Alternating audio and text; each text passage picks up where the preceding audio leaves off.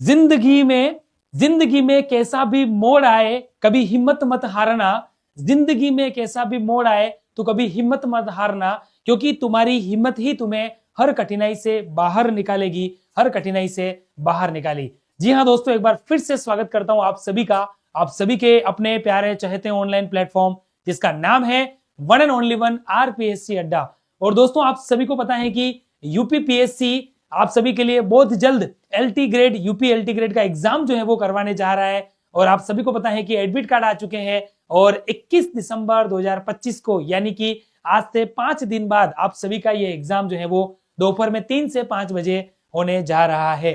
तो एग्जाम के अंतिम दिनों में हम क्या करें और किस तरीके की रणनीति अपनाएं और क्या नहीं करना है ये भी ध्यान रखें। तो ये सारी बातें मैं आपको एक एक करके स्टेप बाय स्टेप बताने वाला हूं, ठीक है। तो आप सभी वैसे भी एक्टिव मोड में चल रहे हैं क्योंकि यूपीपीएससी एलटी ग्रेड का एग्जाम आपका करवाने वाला है और आप सभी एग्जाम की तैयारियों के अंतिम क्षणों में चल रहे हो। तो अंतिम क्षण सबसे इंपॉर्टेंट होते हैं, क्योंकि युद्ध में आप सभी जानते हो कि वही योद्धा विजयी होता है जिसका अंतिम प्रहार जो है वो मजबूत होता है, ठीक है। तो अभी तक आप जो तैयारी कर रहे थे वो तभी रंग लाएगी जब आप अंतिम दिनों में एक सही रणनीति के साथ, अंतिम दिनों में सही प्लानिंग के साथ आगे बढ़ो। तो चलिए इस सेशन में वो सारी बातें मैं आप सबके लिए लेकर आया हूं और एक एक करके हम समझने वाले हैं बिना किसी देरी के। तो आइए लास्ट तक इस सेशन में आप सब बने रहिएगा और सारी बातें मैं आपको एक एक बताऊंगा, उन सबको एग्जाम के अंतिम दिनों में आपको जो है वो अच्छे से फॉलो करना है। और उससे पहले हमारे जितने भी यूपी के स्टूडेंट्स हैं और आप में से किसी भी स्टूडेंट ने अगर अभी तक जो है वो व्हाट्सएप कम्युनिटी ग्रुप ज्वाइन नहीं किया है तो आप उसे जरूर ज्वाइन कर लीजिए, ताकि हर तरह की तैयारी के लिए ये व्हाट्सएप कम्युनिटी ग्रुप आप सभी के लिए बड़ा बेनिफिशियल रह सके। और इस वीडियो के डिस्क्रिप्शन में आपको इसका लिंक जो है वो मिल जाएगा। और बिना किसी देरी के सीधा चलते हैं हम यहाँ पर।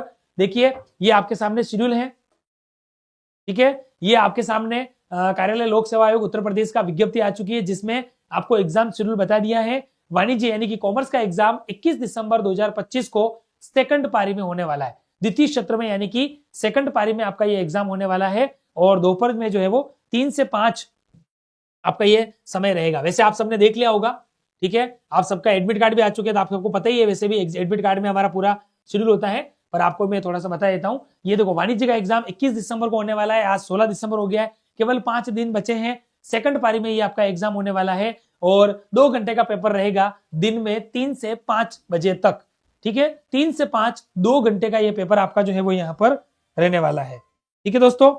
तो बिल्कुल आप सबको सब क्लियर मैंने कर दिया है। तो सबसे पहले आप सभी को इस एग्जाम में प्रवेश करने के लिए, एग्जाम के लिए अग्रिम शुभकामनाएं आरपीएससी अड्डा परिवार की ओर से कि आप इस एग्जाम में अच्छे से बैठे और फाइनली जो है वो सफल हो जाएं, ठीक है। चलिए तो अब चलते हैं सीधा आगे की ओर पुनः, ठीक है। तो चलिए, अब आपको पता है कि एग्जाम दूर नहीं है, यूपी एलटी ग्रेड कॉमर्स का अब एग्जाम दूर नहीं है। तो अंतिम दिनों की परफेक्ट तैयारी हमारी कैसी हो वो आपको इस सेशन में मैं एक एक करके बताने वाला हूं। तो चलिए बिना समय गवाए चलते हैं। सबसे पहले आपको ध्यान रखना है कि सही मानसिकता आपको बना के चलनी है। एग्जाम के अंतिम दिनों में मेंटेलिटी प्रॉपर रूप से पॉजिटिव और हेल्दी होना बहुत जरूरी है। तो आपका इस सप्ताह में, क्योंकि आपका अंतिम सप्ताह चल रहा है, अंतिम 5 दिन चल रहे हैं, तो आपका फोकस सिर्फ और सिर्फ किसके ऊपर होना चाहिए? रिवीजन के ऊपर होना चाहिए। मल्टीपल रिवीजन, बार बार रिवीजन के ऊपर जाना चाहिए। चीजों को क्विकली आपके सामने से निकालना है। जैसे हम 10 इंटू की स्पीड में कैसे पढ़ रहे होते हैं, मान लो उतना स्पीडली आपको रिवीजन करना है। और अब अंतिम 5 दिनों में कोई भी नया टॉपिक शुरू नहीं करना है।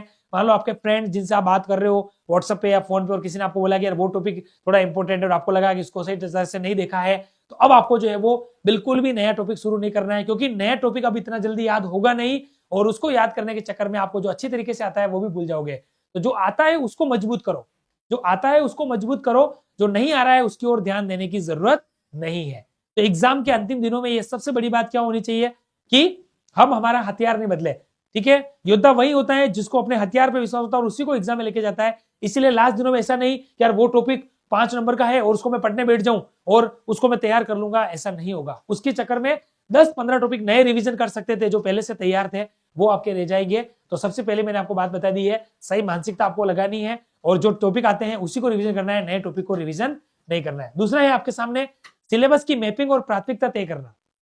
सिलेबस की मैपिंग और प्राथमिकता तय करने का मतलब क्या होता है कि जैसे हम कहीं पर जा रहे होते हैं, लोकेशन देखते हैं, हमारा पूरा मैप हमारे सामने होता है, पूरी पिक्चर हमारे सामने होती है, वैसे ही आपको सिलेबस पर पूरी नजर रखनी है। एक बार सिलेबस को सही तरीके से नजर से देखें कि जो सिलेबस मेरे सामने है उसको मैंने साल भर 2 साल जो भी 6 महीने से पढ़ा है, तो उसमें आपको क्या देखना है कि स्ट्रॉन्ग और वीक टॉपिक्स को अलग करना है। सिलेबस को 2 भागों में बांटना है कि कौन से स्ट्रॉन्ग टॉपिक्स है और कौन से टॉपिक्स है जिनको पढ़ा तो है लेकिन अभी भी वो वीक है, तो उसको अच्छे से बाइफरकेट करके और अच्छे से स्कैन करना है और उसके अकॉर्डिंग प्लानिंग करनी है। अब आप बोलेंगे सर इसमें क्या प्लानिंग करनी है, अब तो 5 दिनों में क्या प्लानिंग करें? तो जो स्ट्रॉन्गेस्ट टॉपिक है ना, जो टॉपिक आपके बहुत स्ट्रॉन्ग है उसको तो स्पीडली देखना है, और जो वीक टॉपिक है लेकिन उसको पहले पढ़ चुके हो तो उसको एक एक बार 2-2 घंटे देकर, एक एक घंटा देकर भी उसको अच्छे से वापस एक बार रिवाइज करना है। ताकि देखो एग्जाम के दिनों में स्ट्रॉन्ग टॉपिक तो स्ट्रॉन्ग बन ही गया है, लेकिन वीक टॉपिक आप सोचो कि वीक टॉपिक पे अगर आपकी एक बार और नजर चली गई और आपका अच्छा हो गया तो आपके जो वीक टॉपिक है वो भी स्ट्रॉन्ग हो जाएंगे, मतलब दोनों ही प्रकार के टॉपिक आपके स्ट्रॉन्ग हो जाएंगे। ये भी आपको अच्छे से ध्यान रखना है। और तीसरी सबसे बड़ी बात, कोर सब्जेक्ट का देर से रिवीजन करना है। कोर का मतलब जो आपके मूल सब्जेक्ट है, जिसका आपकी पकड़ अच्छी है, आपके बेसिक सब्जेक्ट है जिनमें शुरू से आप पढ़ के आए हो, 11th से पढ़ के आए हो जो भी क्लासेस से, तो कोर सब्जेक्ट्स पर तेजी से रिवीजन करो क्योंकि आपका वो स्ट्रॉन्गेस्ट पार्ट है, बेसिक पार्ट है जिसमें आप शुरू से पढ़ते आए हो और आपके कॉन्सेप्ट अच्छे हैं, तो उसमें से एक भी क्वेश्चन गलत नहीं होना चाहिए। ठीक है, और नोट्स बनाए, हाईलाइट्स पॉइंट्स जो आपने बना रखे हैं ना पहले से, उन नोट्स और हाईलाइट्स पॉइंट्स को देखना है और पीवाईक्यूज ज्यादा से ज्यादा आपकी नजरों के सामने से निकालने। अब डेली कम से कम 500 पीवाईक्यूज आपके सामने से निकलने चाहिए, इतना सोच के ही बैठना है। और 2 मॉक टेस्ट आपको जो है वो क्या करना है, 2 मॉक टेस्ट देकर उनका विश्लेषण जरूर करें। आपको लग रहा है 2 टीम क्या, मैं 5 दिन है तो 5 टेस्ट दो, 5 टेस्ट तो कोई दिक्कत नहीं है, 6 टेस्ट दो, 3 टेस्ट दो, ये आपको हमारी तरफ से बता रहे हैं कम से कम 2 मॉक टेस्ट आपको जरूर देने हैं। बाकी आपकी इच्छा, और आप ज्यादा भी टेस्ट दे सकते हो। ठीक है, उसके बाद हम बात करें तो सामान्य ज्ञान और रीजनिंग के ऊपर फोकस करना है, क्योंकि जीके कहीं भी स्टेट हो, जीके का पोर्शन रहता है, उस स्टेट का पोर्शन रहता है, तो जीके के ऊपर फोकस करना है। कैसे करना है सीधा बता दूं, स्टैटिक का जैसे जीके की बात करें तो राष्ट्रीय उद्यान हो गए, किताब है, लेखक है, कमेटियां, शिक्षण नीतियां, इनको फटाफट रिवीजन करो। रीजनिंग में केवल वही टॉपिक सॉल्व करना जिनको पहले कर चुके हैं, नया टॉपिक समझ में नहीं आएगा और इतना स्पीड नहीं बनती है कि हम उस नया टॉपिक्स को पढ़ भी ले, समझ भी ले और एग्जाम में कर भी ले। तो रीजनिंग में वही टॉपिक अच्छे करने जो पहले से आते हैं, जैसे ब्लड रिलेशन पहले से आता है, डायरेक्शन, कोडिंग, डिकोडिंग, एनालॉजी जो पहले से आ रहा है। बहुत सारे टॉपिक्स बहुत टफ होते हैं, जैसे वेन ग्राफ वाले हो गए, कथन कारण वाले, और नहीं आ रहे तो अब उसमें उलझना नहीं है। एक क्वेश्चन के चक्कर में 4 क्वेश्चन नहीं बिगाड़ने, तो अच्छे से एनालिसिस करना है और इनको फोकस करते हुए चलना है। ठीक है, फिर हम बात करें कमजोर टॉपिक्स पर ध्यान देने वाली, तो वो वैसे मैंने आगे बता ही दिया था कि सिलेबस में आपने बाइफरकेशन किया तो आपने 2 बाइफरकेशन किए, स्ट्रॉन्ग और वीक पॉइंट।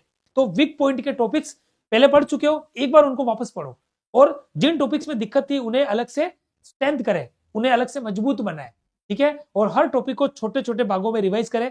15-15, 20-20 मिनट का एक रिवीजन का सेशंस बनाए अपना, भले लाइब्रेरी में पढ़ रहे हो, घर पे पढ़ रहे हो, 15-20 मिनट 15-20 मिनट के सेशंस बनाए और दिन में कम से कम 20-25 सेशन बनाए। ऐसे कितने, 20-25 सेशंस, ताकि 1 घंटे में कम से कम 3 टॉपिक रिवाइज हो जाने चाहिए।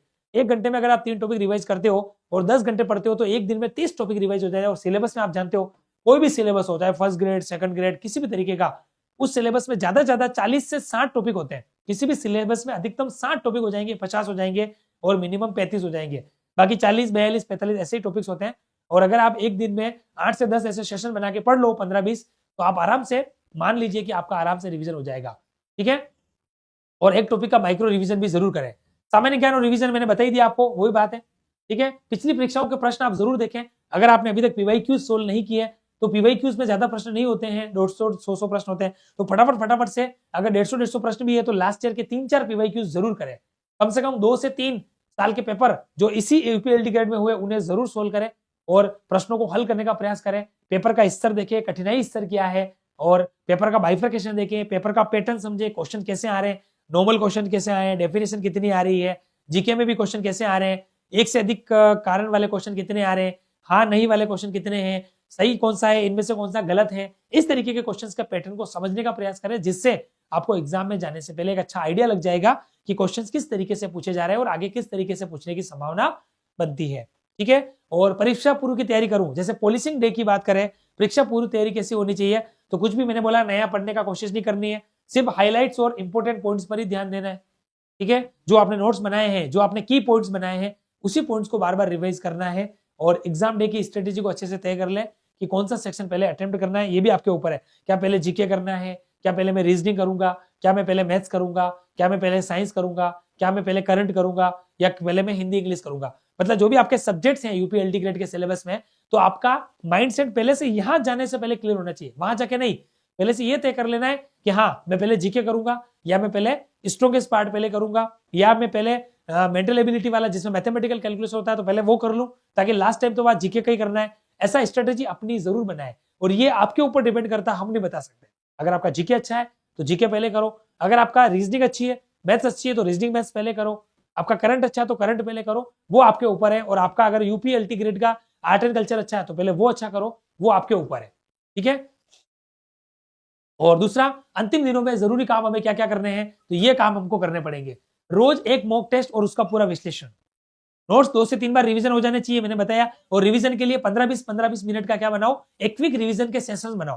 15 मिनट रिवीजन किया, 5 मिनट घूमे, 15 मिनट रिवीजन किया, 5 मिनट घूमे, 15-20 मिनट रिवीजन किया, 5 मिनट घूमे। ऐसे दिन में 15 से 20 आपके अलग अलग टॉपिक्स के रिवीजन हो जाने चाहिए, ठीक है। और हर विषय के 20 से 30 महत्वपूर्ण आपको प्रश्न जरूर देखने, एक बार जरूर पढ़ने हैं। सुबह रिवीजन करो, शाम को प्रैक्टिस करो, इस तरीके का रूटीन बनाओ। और दिन में 1-1.5 घंटे का रेस्ट लो, हेल्दी खाना लो, लंच लो, उसके बाद 1.5-2 घंटे का रेस्ट लो, फिर से शाम को वापस पढ़ने बैठो। क्योंकि सर्दी के दिन चल रहे हैं तो समय वैसे भी कम होता है हमारे पास, सुबह से शाम तक 7-8 घंटे ही हमें प्रॉपर मिलते हैं। सुबह ज्यादा ठंड होती है, शाम को सर्दी होती है, आप सब जानते हो। अभी दिसंबर चल रहा है, सर्दी का टाइम चल रहा है, तो सुबह और शाम का एक शानदार फिक्स बैलेंसिंग शेड्यूल बनाओ कि अगले 5 दिनों में किस तरीके से हमको पढ़ना है। और इस समय हम सबसे बड़ी गलतियां क्या करते थे, उनसे भी बचना हमें, ठीक है। तो वो गलतियां कौन सी, देखो इस समय सबसे बड़ी गलतियां हम सब मैक्सिमम स्टूडेंट करते हैं। भले कितना भी समझा लो, हमने कितना भी मोटिवेट कर लिया, हमें क्या लगता है 2 टॉपिक ही तो है, अभी पढ़ लेता हूँ यार, वो उसमें से क्वेश्चन आ गया तो करो, हम मना नहीं कर रहे।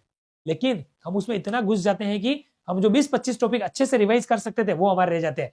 तो इस समय सबसे बड़ी गलतियां जो हर स्टूडेंट करता है और हमें वो नहीं करनी है, वो क्या, कौन सी गलती नंबर 1, नया टॉपिक शुरू करते थे। अब 5 दिन बाद तो एग्जाम है और हम नया टॉपिक शुरू कर रहे हैं, क्या हो सकता है सही? नहीं हो सकता है, ठीक है।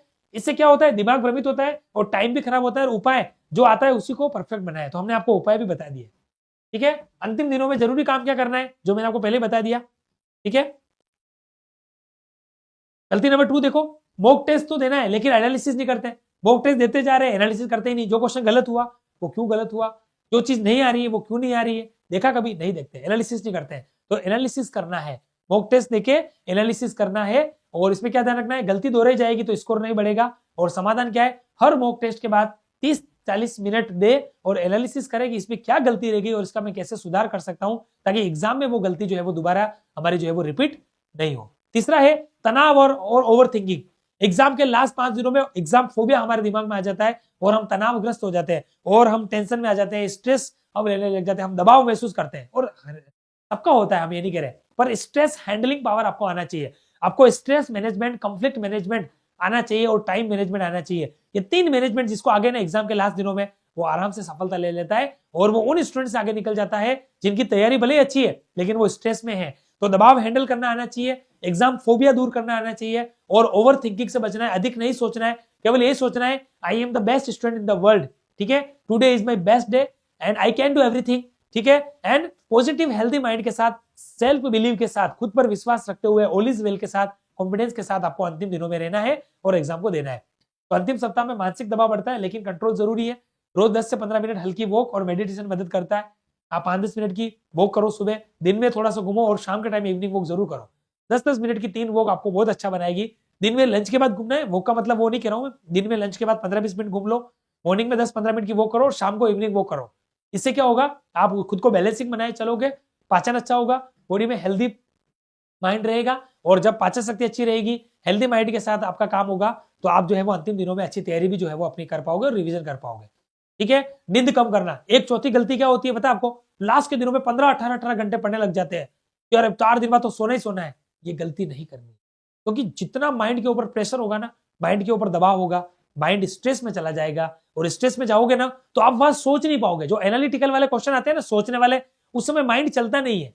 इसलिए आपने देखा होगा कि एग्जाम में गलती करते हैं और वही गलती जब हम एग्जाम के बाद आके पेपर में देखते हैं ना 1-2 दिन बाद, तो सोचते हैं अरे यार मैंने नहीं पढ़ा ही नहीं, मैंने हे पढ़ा ही नहीं, सही कौन सा है ये पढ़ा ही नहीं।